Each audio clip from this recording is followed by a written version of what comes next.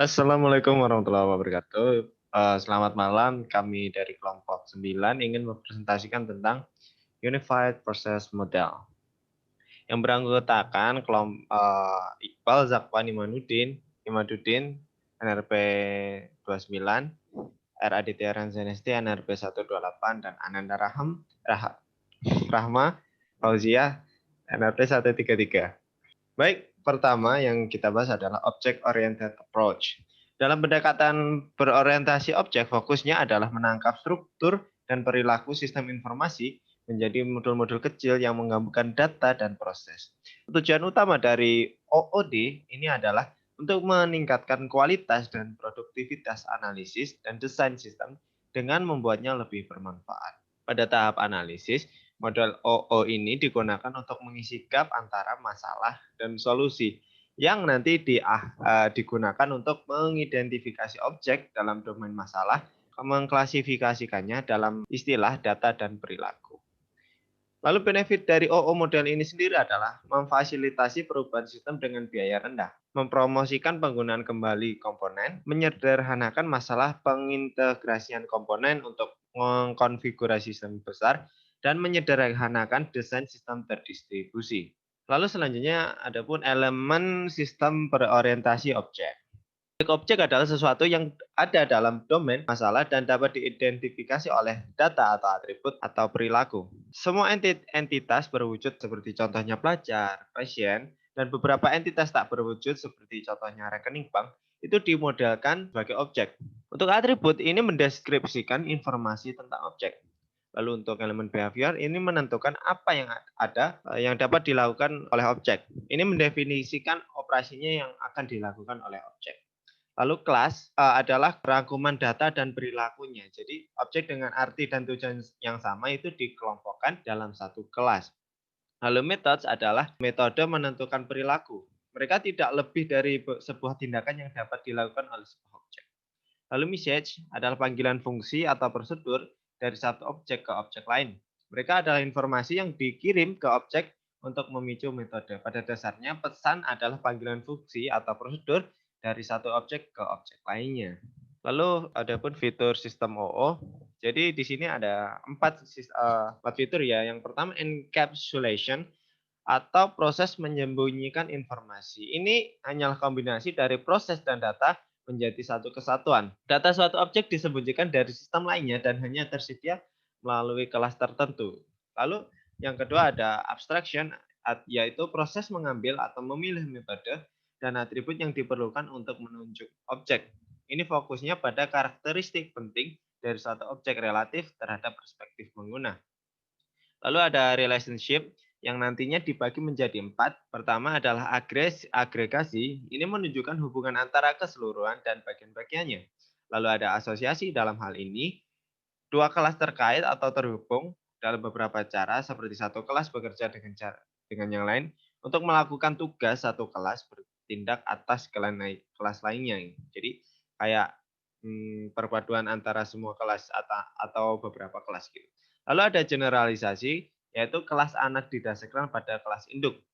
Ini menunjukkan bahwa dua kelas serupa tetapi memiliki beberapa perbedaan. Lalu ada fitur keempat yaitu inheritance, yaitu fitur yang memungkinkan untuk membuat subkelas dari kelas yang sudah ada dengan mewarisi atribut atau operasi kelas yang ada. Dan ada satu lagi yaitu polymorphism dan dynamic binding. Polymorphism adalah kemampuan untuk mengambil berbagai bentuk. Ini berlaku untuk objek dan operasi. Lalu objek polymorphic adalah objek yang menyembunyikan tipe sebenarnya di dalam kelas superinduk. Oke. Lalu kapan model ini digunakan? Penggunaan Unified Process Model ini disesuaikan berdasarkan sifat-sifat OO yang ada dari Unified Process Model terhadap kebutuhan produk aplikasi yang diinginkan oleh user. Misalnya, user menginginkan sebuah produk aplikasi yang mengedepankan pembaruan secara berkala berdasarkan feedback dari user. Lalu bagaimana? 4 langkah utama yaitu inception, elaboration, construction, dan transition, yang mana akan dijelaskan slide selanjutnya. Selain 4 langkah dalam MUPE sendiri ada 11 tahapan. SDLC yang juga akan dijelaskan lebih lanjut pada slide berikutnya. Oke, berikutnya ini adalah 11 langkah tahapan SDLC. Yang pertama adalah inisiasi. Dalam inisiasi ini merupakan pembuatan proposal tentang proyek perangkat lunak. Nah, di inisiasi inilah awal mula dari SDLC itu dimulai. Kedua adalah pengembangan konsep sistem. Pada tahap ini yaitu menjelaskan mengenai lingkup konsep yang akan dikerjakan.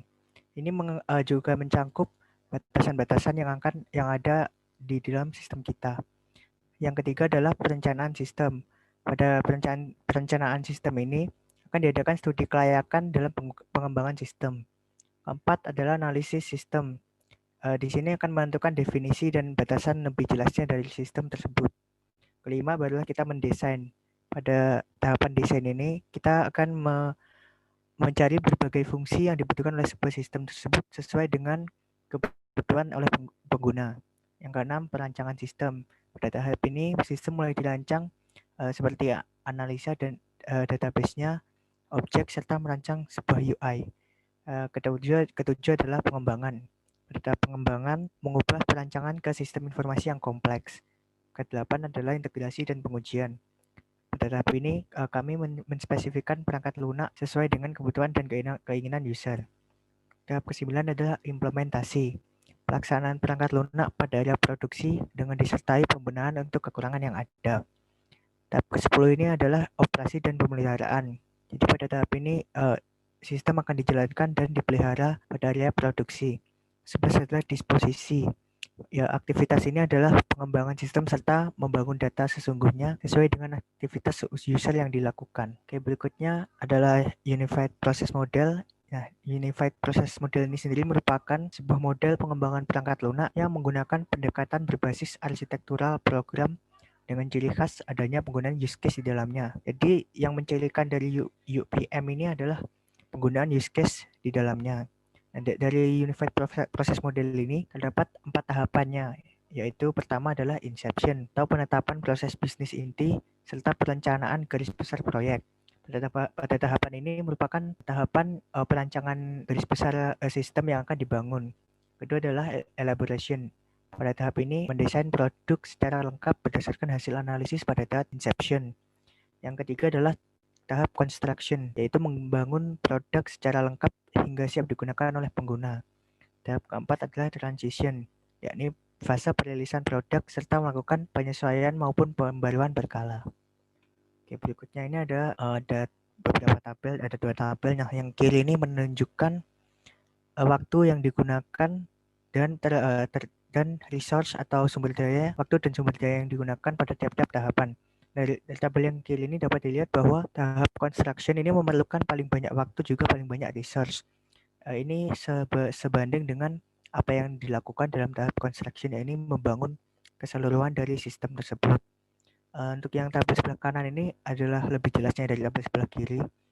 Ini ke gunung-gunung ini tidak menunjukkan secara pasti, tapi hanya gambaran saja bahwa pada tahapan inception requirement yang diperlukan segini, pada tahap elaboration sekian, pada tahap construction sekian. Nah, di sini dapat terlihat pada tiap-tiap tahap itu yang paling dibutuhkan tuh beda-beda. Nah, yang di sini kita dapat lihat pada tahap construction paling banyak membutuhkan requirement, design, implementation. Oke, berikutnya adalah tujuan dari penggunaan UPM ini, yaitu menyediakan model efektif implementasi pengembangan yang terbukti secara komersial yang digunakan untuk siklus hidup pengembangan perangkat lunak. Jadi UPM ini merupakan salah satu bagian dari SDLC, salah satu model dari SDLC yang dapat digunakan. Oke, berikutnya akan dijelaskan oleh Rahim. Silahkan. Selanjutnya ada kelebihan dan kekurangan dari Unified Process. Yang pertama ada kelebihannya. Itu yang pertama itu ada metodologi SDLC. Ini menekankan pada pemeliharaan dokumentasi. Kedua, penggunaan ulang komponen yang dapat menghemat waktu pengembangan. Ketiga, banyak sumber dokumentasi kan dibagikan oleh kreator. Yang keempat, mudahnya melakukan perubahan sesuai dengan kebutuhan dan keinginan pelanggan. Terus ada kekurangan. Kekurangannya itu yang pertama tidak dapat digunakan pada proyek yang menggunakan teknologi terbaru. Yang kedua, terlalu kompleks sehingga memerlukan seorang ahli sebagai seorang pengembang. Yang ketiga, meskipun sumber dokumentasi banyak tersedia, model ini terbilang sulit untuk dipelajari. Selanjutnya, terminologinya itu pertama itu ada iteratif. Iteratif itu melakukan pengembangan software secara berulang. Terus ada manage requirement, itu mengatur dan melacak persyaratan fungsionalitas, dokumentasi, trade-off, dan keputusan, serta kebutuhan bisnis. Yang ketiga ada komponen based arsitektur, itu pengembangan yang berfokus pada komponen perangkat lunak yang dapat digunakan kembali melalui proyek. Yang ketiga ada yang keempat, visual software modeling, sarana untuk memodelkan perangkat lunak secara visual, termasuk komponen yang hubungannya satu sama lain. Terus selanjutnya ada verify software quality, itu membangun dengan desain, implementasi, dan evaluasi semua jenis pengujian selama siklus hidup pengembangan perangkat lunak. Dan yang terakhir itu ada control change to software, melacak dan mengelola semua bentuk perubahan yang pasti akan terjadi selama pengembangan. Terus ini contohnya, yaitu penerapan RUP dalam sekolah itu yang tahap pertamanya itu ada inception, itu interaksi dengan pelanggan, yaitu pihak sekolah untuk mengetahui kebutuhan sistem dan batasan-batasannya. Yang kedua ada elaborasi, yaitu mematangkan konsep serta fitur sistem yang akan dibangun sesuai dengan kebutuhan pihak sekolah. Yang ketiga ada construction, membangun sistem secara keseluruhan, mulai dari desain antarmuka hingga fitur-fitur yang akan dimasukkan ke dalam aplikasi. Yang terakhir itu ada transition, mematangkan produk akhir, mencocokkan dengan spesifikasi kebutuhan pengguna, dan melakukan pengetesan aplikasi sebelum akhirnya diluncurkan. Penggunaan UPM dalam penerapan sistem sekolah ini sangat cocok dikarenakan sifat dasar dari UPM yang berupa penggunanya yang berdasarkan pengetesan dan feedback berulang dari stakeholder kita.